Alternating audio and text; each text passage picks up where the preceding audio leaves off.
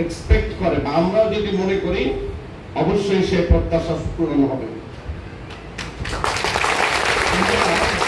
গ্রাম পুলিশের গুরুত্ব যে কতটুকু, এটা আমাদের যে পুলিশ রেগুলেশন বেঙ্গল 1943 যে আইন অনুসারে বাংলাদেশ পুলিশ পরিচালিত হয়, যেটিকে বাংলাদেশ পুলিশের বাইবেল বলা হয়, সেই আইনেও কিন্তু গ্রাম পুলিশ সম্পর্কে বলা আছে।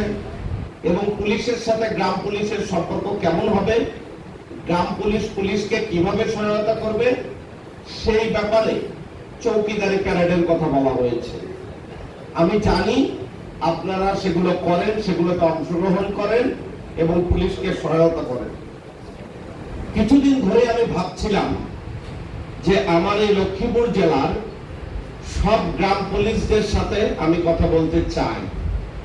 কিছুদিন হলে আমি যেটি ভাবছিলাম, সেই সুযোগ সৃষ্টি করে দেওয়ার জন্য আমি উপপরিচালক স্থানীয় সরকারকে ধন্যবাদ জানাচ্ছি।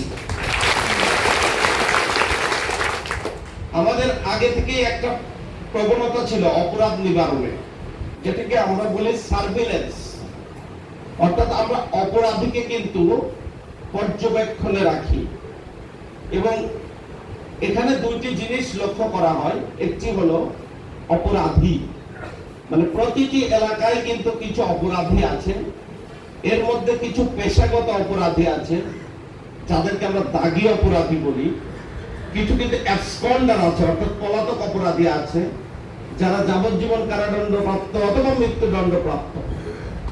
এই সমস্ত অপরাধীকে যদি আমরা পর্যবেক্ষণে রাখতে চাই, তাদের গতিবিধি পর্যবেক্ষণ করতে চাই, আমার মনে হয় গ্রাম পুলিশের সহযোগিতা ছাড়া সেটি প্রায় অসম্ভব।